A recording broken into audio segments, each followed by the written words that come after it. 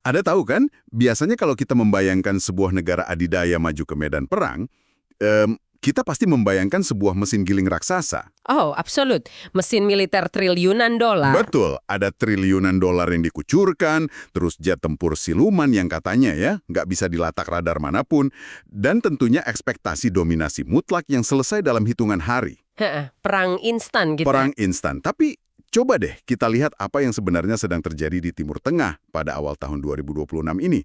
Mesin giling raksasa itu seolah melaju kencang, lalu bam, menabrak dinding karet yang sangat tebal.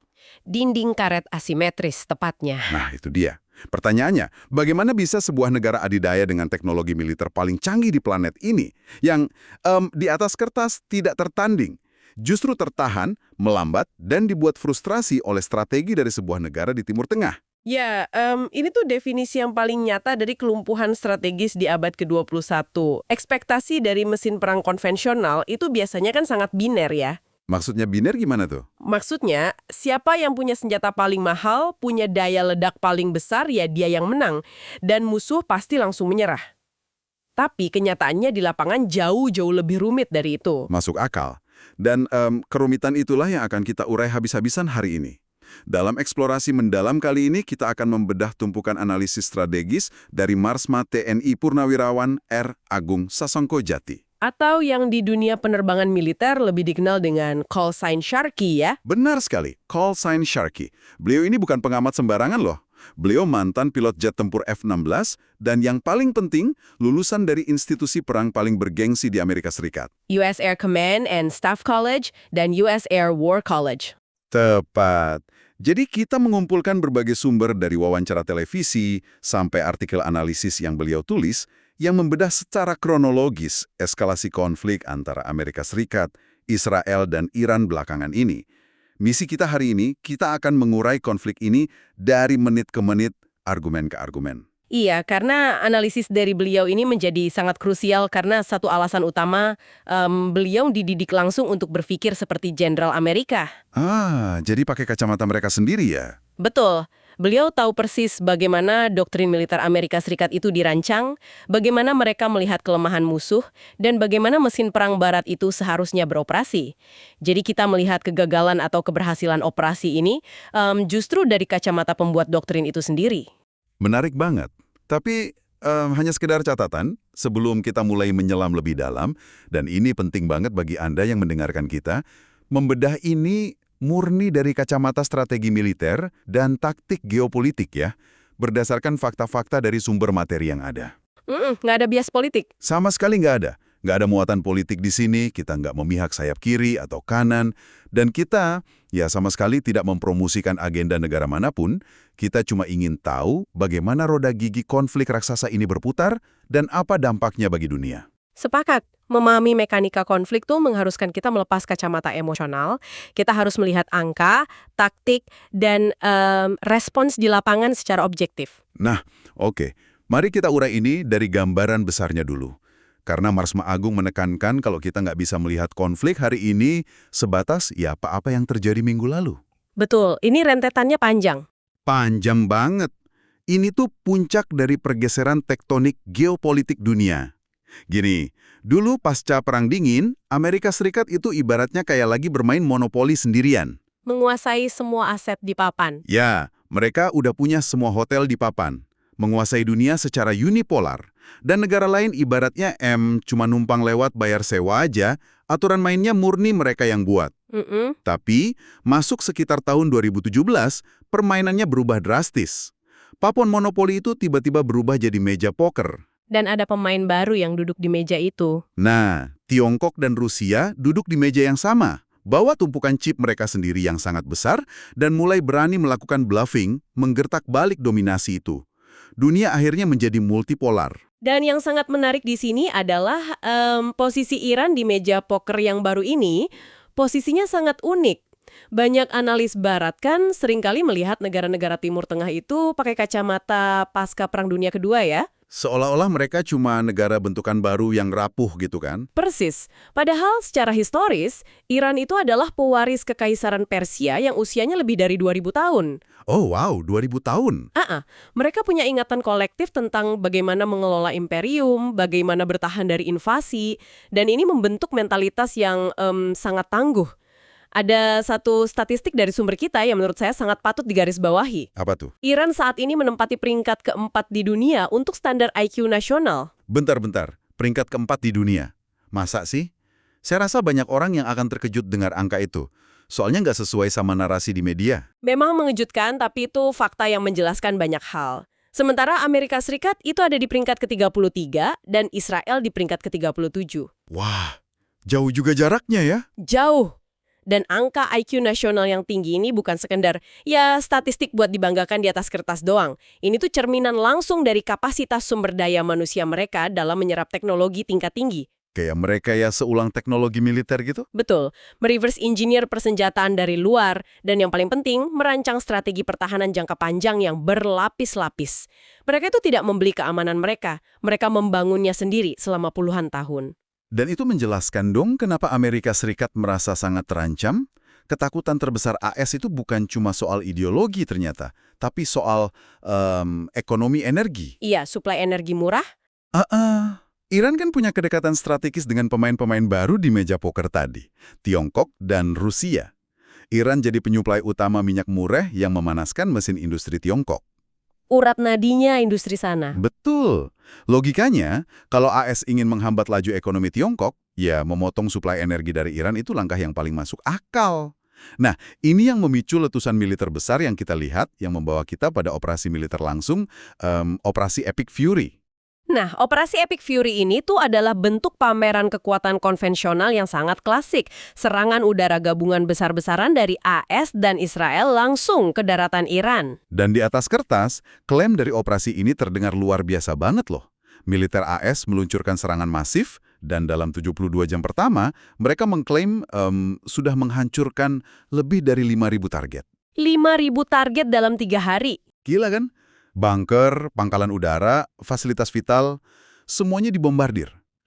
Militer AS ini kan sangat bertumpu pada doktrin yang disebut center of gravity atau titik berat ya.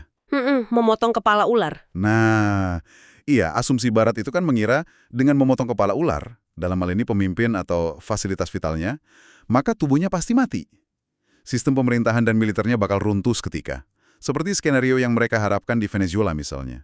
Logika Barat emang selalu mengincar titik itu. Putus kepalanya, hancurkan istananya, lumpuhkan komunikasinya, maka negara itu akan kacau balau dan rejimnya jatuh. Tapi masalahnya, di kasus Iran ini ularnya ternyata nggak mati.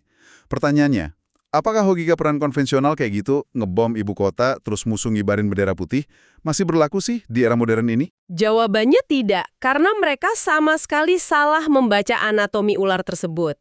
Disinilah analisis Marsma Agung memberikan distingsi yang sangat tajam antara sukses taktis dan hasil strategis. Beda ya itu. Beda jauh.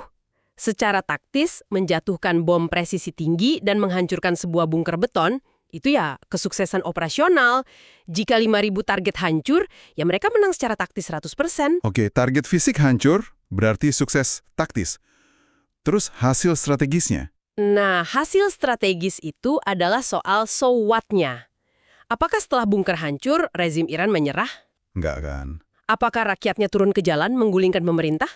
Apakah suplai senjata ke proksi mereka terhenti? 0 besar. Nggak ada satupun dari hasil strategis itu yang tercapai. 0 besar. Kenapa rezimnya nggak runtuh? Karena struktur kekuasaan di Iran itu tidak tersentralisasi pada satu tombol yang bisa dihancurkan. Mereka membagi kekuasaan ke dalam 3 pilar yang sangat independen dan tahan guncangan. 3 pilar? Apa aja itu? Pertama, pemimpin tertinggi atau rahbar yang memegang kendali ideologi dan arah negara. Oke. Kedua, eksekutif atau presiden yang mengurus birokrasi sipil dan ekonomi negara.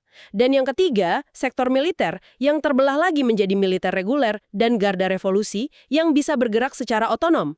Jadi, Anda menjatuhkan bom di ibu kota. Dan ternyata Anda cuma mengenai 1 dari 3 sistem saraf independen yang mereka punya. Mesinnya tetap hidup dong. Betul sekali. Nah, ini yang bikin saya penasaran. jika Iran dihujani bom secara masif gitu. Dan kita tahu mereka nggak mungkin membalas dengan meluncurkan armada jet tempur siluman yang sebanding sama F-35 milik AS. Lalu bagaimana mereka bisa bertahan, apalagi membalas? Mereka bertahan dengan mengadopsi, dan ini lucunya, memutarbalikkan sebuah doktrin yang justru lahir dari sekolah perang barat sendiri. Oh iya, doktrin apa itu? Doktrin itu disebut DIME, singkatan dari diplomasi, information, military, and economy. Biasanya, Amerika yang menggunakan orkestrasi DIME ini buat mencekik negara lain. Tapi kali ini dibalik. Dibalik oleh Iran. Iran paham betul kalau keempat instrumen ini tuh adalah satu kesatuan organik. Jika instrumen militer lagi terdesak, gunakan informasi. Jika informasi buntu, gunakan ekonomi. Jadi saling menutupi ya? Betul, mereka merangkai keempatnya untuk menciptakan perang atrisi, sebuah perang yang sifatnya menguras sumber daya lawan. Tujuannya bukan buat menang dalam semalam, tapi bikin lawan kehabisan napas, kehabisan amunisi, dan yang paling penting, kehabisan uang. Wow. Coba kita bedah satu-satu deh dari instrumen militer dulu. Ini bagian yang menurut saya paling gila. Perang modern ini udah jadi sangat tidak proporsional secara ekonomi. Sangat jomplang. Jomplang banget. Coba Anda bayangkan, Barat itu kan harus melatih seorang pilot jet tempur selama bertahun-tahun ya. Ada biaya jutaan dolar untuk sekolah penerbangan, simulator, bahan bakar jet, belum lagi nyawa si pilot itu sendiri yang sangat berharga. Betul. Di sisi lain, Iran cukup melatih operator drone dalam hitungan bulan. Orang ini bisa mengendalikan pesawat tak berawak sambil duduk aman di depan layar komputer. Mungkin sambil minum kopi. Nyantai di bunker. Iya, analogi kasarnya tuh gini loh. Israel harus nembakin rudal pencegat dari sistem pertahanan udara mereka, kayak rudal Patriot atau Arrow yang harganya bisa jutaan dolar per peluru, cuma buat nembak jatuh satu drone Shahid milik Iran yang harganya belasan ribu dolar doang. Itu perbandingan yang konyol secara finansial. Banget. Itu ibarat Anda bawa mobil Ferrari dengan kecepatan penuh cuma buat nabrak lalat di jalan tol. Lalatnya mati sih ya, tapi Ferrari Anda hancur dan Anda langsung bangkrut saat itu juga. Nah, Iran ini mengeksploitasi kepanikan ekonomi itu dengan apa yang disebut taktik saturasi. Mereka tuh nggak nembak asal-asalan. Mereka mengirim paket serangan harian. Paket serangan harian gimana maksudnya? Jadi bayangkan, mereka ngelepas 30 atau 40 drone murah secara bersamaan setiap hari. Drone ini terbang lambat, bunyinya bising, sengaja banget biar gampang dideteksi radar. Oh, jadi sengaja memancing musuh buat bereaksi ya? Persis. Begitu layar radar pertahanan udara Israel dipenuhi puluhan titik ini, sistem komputer mereka kan secara otomatis merespons dong. Komputer akan menembakkan puluhan rudal pencegat mahal tadi. Membakar uang jutaan dolar dalam hitungan detik. Mereka dipaksa menghabiskan stok amunisi. Dan tepat ketika sistem pertahanan udara musuh itu sedang reload, sedang jenuh jaringannya atau amunisinya habis, disitulah Iran melepaskan senjata mematikan mereka yang sesungguhnya. Yang disembunyikan dari tadi. Iya, mereka menggunakan rudal jelajah, dan puncaknya rudal balistik hipersonik seperti Horam Shah. Horam Shah. Rudal ini detil operasinya mengerikan sekali. Ini kan bukan sekedar rudal yang jatuh terus meledak gitu aja kan? Oh bukan, ini adalah keajaiban fisika sekaligus mimpi buruk buat pertahanan udara manapun. Rudal ini terbang keluar angkasa dulu, lalu saat menukik kembali ke bumi, kecepatannya mencapai tingkat hipersonik di atas Mach 5. Gila, Mach 5. Dan dengan kecepatan kinetik yang luar biasa itu, tepat sebelum menghantam target, hulu ledaknya pecah di udara. Jadi klaster gitu ya? Ratusan bom kecil? Betul, jadi klaster. Daya tembusnya ekstrim. Materialnya diklaim mampu menembus beton bertulang setebal 5 meter. 5 meter beton tembus? Tembus. Bersama dengan rudal tipe Fatah II, senjata-senjata inilah yang akhirnya menembus pertahanan Israel dan menghancurkan fasilitas vital di pangkalan udara strategis seperti Nevatim. Bahkan, pangkalan AS di negara-negara Teluk juga ikut kena imbasnya. Sampai jet-jet tempur F-35 kebingungan nyari landasan yang aman buat pulang ya? Karena landasannya udah bolong-bolong semua. Oke, jadi secara militer, strategi asimetris buat menguras dompet lawan ini terbukti berhasil. Tapi mari kita geser ke instrumen DIME yang kedua, informasi. Tadi Anda sempat singgung soal menjatuhkan rezim dari dalam. Betul, jalur subversi. Sumber kita mencatat ada upaya subversi besar-besaran dari intelijen AS dan Mossad pada akhir Desember, pas menjelang eskalasi ini. Jadi logikanya, ketika pintu depan, yaitu jalur militer sulit dijebol, Barat mencoba membakar rumah dari dalam. Intelijen Barat dilaporkan menyelundupkan tidak kurang dari 40.000 terminal internet satelit Starlink ke dalam wilayah Iran. Tunggu sebentar, saya agak sulit percaya ini. 40.000? Anda bilang 40.000 parabola satelit mutakhir diselundupkan ke negara yang dijatuhi sanksi super ketat. Iya, sebanyak itu. Dan tujuannya apa? Buat memfasilitasi revolusi besar-besaran gitu. Biar rakyat bisa komunikasi tanpa disensor pemerintah. Rencananya emang begitu. Dengan 40.000 titik komunikasi yang nggak terdeteksi jaringan lokal, para demonstran bisa menciptakan kekacauan di jalan tanpa bisa dihalangi atau diblokir oleh pemerintah Iran. Tapi nyatanya, jaringan Starlink ini kan mati mendadak ya, sekitar tanggal 8 dan 9 Desember. Pemahaman saya nih, internet satelit itu kan pancarannya dari luar angkasa, dari orbit rendah. Bagaimana caranya sebuah negara yang lagi diserang bisa ngeblok atau menjamming sinyal dari luar angkasa ke seluruh wilayah daratannya? Kelihatannya emang mustahil kalau kita cuma melihat satelit yang ada di atas. Tapi perangkat Starlink di darat kan tetap harus mengirim sinyal naik buat melakukan upload data. Jalurnya dua arah ya? Betul. Disinilah kecerdasan taktis Iran yang pastinya di-backup oleh teknologi Rusia bermain. Mereka nggak perlu repot-repot nembak jatuh satelitnya. Terus gimana caranya? Mereka menggunakan perangkat jammer darat berdaya tinggi. Perangkat ini membanjiri frekuensi spesifik yang digunakan untuk upload tersebut dengan noise atau sinyal sampah elektronik secara masif. Oh wow, jadi frekuensinya penuh sesak gitu ya? Iya, akibatnya parabola di darat jadi tuli. Sinyalnya lumpuh total. Dan di saat jaringan itu mati, operasi kontra intelijen Iran langsung bergerak cepat menangkap ribuan operator penghubung di darat. Itu benar-benar tamparan informasi yang luar biasa. Narasi subversi yang udah dibangun malah dibalik 180 derajat. Malah jadi senjata makan tuan. Banget. Alih-alih rakyat memberontak seperti yang diharapkan, Amerika Serikat justru harus menelan pil pahit dan sampai harus ngeluarin perintah evakuasi bagi seluruh warga negaranya dari wilayah Timur Tengah. Kalau pakai bahasa kasarnya sih, itu namanya strategic retreat ya. Mundur secara teratur yang sangat mempermalukan reputasi mereka. Benar. Dan kekalahan di ranah informasi ini pastinya langsung tumpah ruah dong ke instrumen dime yang ketiga, diplomasi. Tentu saja. Semua orang di meja poker yang tadi kita bahas mulai melihat kalau kartu Amerika ini melemah. Iya. Ketika dunia melihat pangkalan udara yang dibanggakan hancur, terus upaya subversinya juga gagal, sekutu-sekutu AS mulai berpikir ulang. Spanyol contohnya. Nah, iya. Negara sekelas Spanyol yang notabene anggota NATO secara terbuka menyatakan penolakan untuk ikut campur atau ngirim dukungan tempur.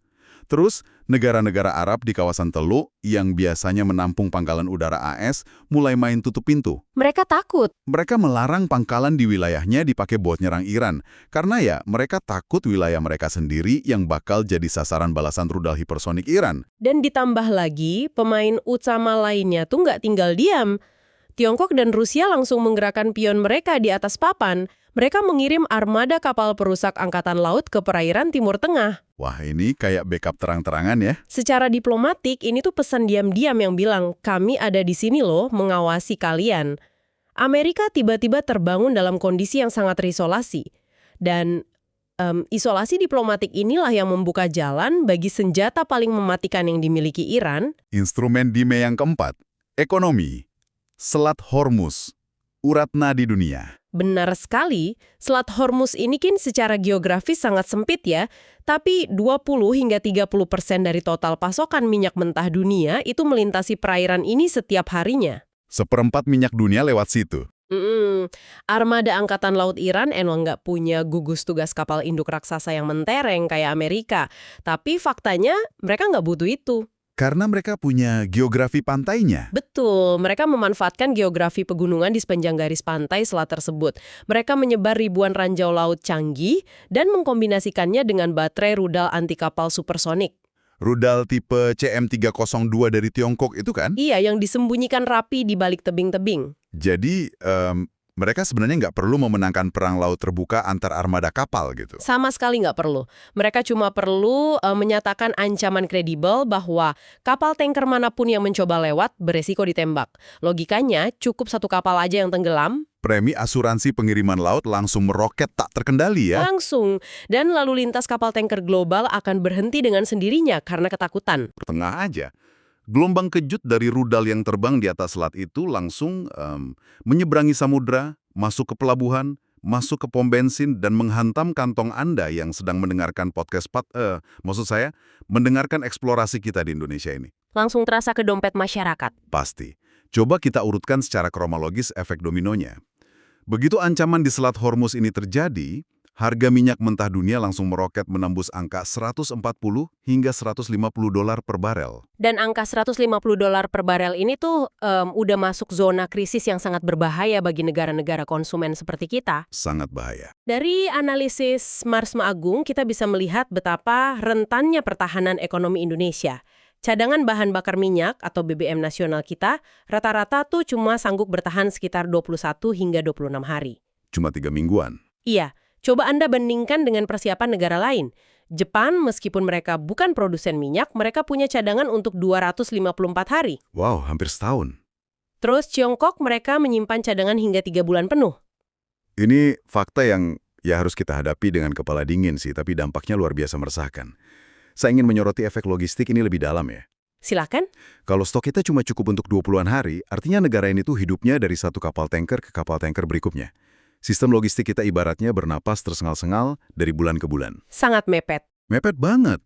Apalagi struktur pasar impor minyak di Indonesia itu sifatnya oligopoli. Dikuasai segelintir pemain besar dan birokrasi. Nah, bayangin ketika harga minyak dunia tembus 150 dolar karena konflik ini, apa yang terjadi di meja kabinet pemerintahan kita? Mereka pasti dihadapkan pada 2 tombol, dan M22-nya buruk. Pilihan si malakama ya. Betul. Tombol pertama, pemerintah menaikkan harga BBM mengikuti harga pasar dunia. Apa yang terjadi? Inflasi meledak, harga sembako naik gila-gilaan, ongkos logistik melonjak, dan kelas menengah di Indonesia yang jumlahnya puluhan juta orang dan secara ekonomi saat ini udah cukup rentan, bisa jatuh miskin dalam semalam. Daya beli hancur. Lalu pilihan keduanya, tombol kedua, pemerintah menahan harga BBM biar rakyat nggak menjerit. Efeknya apa? Uang dari APBN harus ditarik besar-besaran buat menambal subsidi yang membengkak nggak masuk akal. Ini pada akhirnya bisa memicu krisis fiskal negara loh. Uang buat pembangunan, pendidikan, kesehatan, semuanya tersedot cuma buat bakar bensin di jalan. Jadi pertahanan militer di Timur Tengah itu ternyata berbanding lurus dengan kelangsungan hidup dompet Anda di sini ya. Tepat sekali. Tapi bukan cuma urusan dompet dan BBM aja loh. Konflik asimetris ini juga memukul rutinitas dan aktivitas yang sangat spesifik bagi masyarakat Indonesia. Contohnya apa tuh? Salah satu yang sangat disoroti adalah ibadah haji dan umroh. Jutaan orang Indonesia kan berangkat haji dan umroh setiap tahun ya. Karena adanya ancaman rudal tadi, ruang udara di seluruh Timur Tengah dinyatakan tidak aman bagi penerbangan komersial. Oh iya, maskapai tentu nggak mau ambil resiko mengulung kejadian pesawat sipil tertembak di masa lalu kan? Makanya, penerbangan yang bawa jemaah Indonesia harus mencari rute alternatif yang sangat jauh memutar. Ada yang harus terbang menyisir kutub utara atau memutar jauh ke rute selatan benua Afrika. Astaga, sejauh itu muternya? Jauh banget. Dan memutar rute ini berarti memakan waktu lebih lama dan pastinya membakar aftur jauh lebih banyak. Imbasnya, biaya operasional maskapai bisa melonjak antara 50 hingga 100%. 100%? Berarti ongkos tiketnya bisa 2 kali lipat dong? Betul. Ini langsung diterjemahkan jadi lonjakan ongkos ibadah yang harus dibayar oleh para jemaah. Belum lagi negosiasi ulang masalah kuota keberangkatan dan antrian haji yang otomatis bakal semakin panjang dari yang sekarang. Wah, jadi peperangan asimetris ini benar-benar berdampak langsung secara sangat personal ya buat kita. Nah, menyadari betapa rentannya kondisi kita terhadap guncangan eksternal kayak gini, apa seruan atau simpulan dari analisis Marsma Agung untuk arsitektur pertahanan Indonesia sendiri? Beliau memberikan peringatan yang sangat keras dan visioner untuk postur pertahanan kita, khususnya untuk TNI Angkatan Udara. Gimana tuh pesannya? Mengingat peperangan modern ternyata ditentukan oleh drone berbiaya murah tapi masif dan juga perang informasi, TNI AU tidak bisa lagi punya mentalitas masa lalu. Nggak bisa lagi cuma terobsesi membeli dan mengandalkan pesawat tempur konvensional yang harganya triliunan rupiah. Harus shifting fokus ya. Harus. Militer kita tuh harus melek teknologi informasi. Ketahanan cyber, penguasaan drone swarm, atau kawanan pesawat tak berawak, dan kecerdasan elektronik itu adalah fondasi utama pertahanan modern. Kata beliau, percuma punya jet mahal kalau komunikasi radarnya ternyata bisa dilumpuhkan sama jammer murah dari darat. Benar juga. Mengingat dampak globalnya yang sangat merusak ini, mulai dari ancaman krisis fiskal negara sampai terganggunya jaduan ibadah orang tua kita, konflik ini memaksa kita untuk merenungkan satu hal fundamental. Seperti apa sih bentuk endgame atau akhir permainan dari krisis semacam ini? Kalau kita menyatukan semua kepingan analisis dari sumber-sumber ini, hal paling mendasar yang berubah adalah definisi dari kemenangan itu sendiri. Definisi kemenangan yang baru ya? Betul. Perang ini membuktikan bahwa hegemoni teknologi militer konvensional yang absolut dari Barat ternyata bisa diimbangi, ditahan, dan bahkan dikuras darahnya lewat strategi asimetris. Amerika Serikat mungkin bisa mengklaim sukses secara taktis dengan menjatuhkan ribuan bom presisi, tapi Iran memenangkan pertarungan secara strategis. Kenapa bisa disimpulkan begitu? Karena mereka punya ketahanan mental institusional yang udah disiapkan secara matang selama 2 dekade, dan mereka mengerti persis cara mencekik ekonomi dunia. Jadi, otot militer yang besar aja ternyata nggak cukup ya kalau dihadapkan pada ketahanan asimetris dan kesabaran logistik. Dan ini membawa kita pada satu pemikiran yang cukup provokatif untuk Anda renungkan setelah eksplorasi kita selesai. Coba, apa itu? Coba perhatikan situasi domestik di Amerika Serikat saat ini. Pemilihan umum kan semakin dekat, opini publik di sana terbelah, dan kerugian ekonomi akibat macetnya logistik global semakin mencekik kelas pekerja mereka sendiri. Tekanan internalnya luar biasa. Nah, akankah tekanan luar biasa ini memaksa sebuah negara adidaya yang dulu tak terkalahkan untuk pada akhirnya harus menelan gengsi dan mengibarkan bendera putih secara politik? Dan coba Anda bayangkan, jika dominasi absolut Amerika di Timur Tengah benar-benar runtuh dan mereka mundur total besok pagi. Maksudnya mundur besok hari. Menurut Anda, tatanan dunia seperti apa yang sedang antre untuk menggantikannya? Itu pertanyaan yang sangat krusial. Dan itu menuntut kita untuk nggak cuma sekedar membaca berita, tapi juga membaca pola besar di balik berita tersebut. Terima kasih sudah menemani kami dalam eksplorasi mendalam ini. Ingatlah untuk selalu bersikap kritis, pertanyakan terus narasi-narasi utama yang Anda lihat di layar kaca setiap hari, dan jangan pernah berhenti menggali lebih dalam dari sekedar permukaan. Sampai jumpa di penjelajahan berikutnya.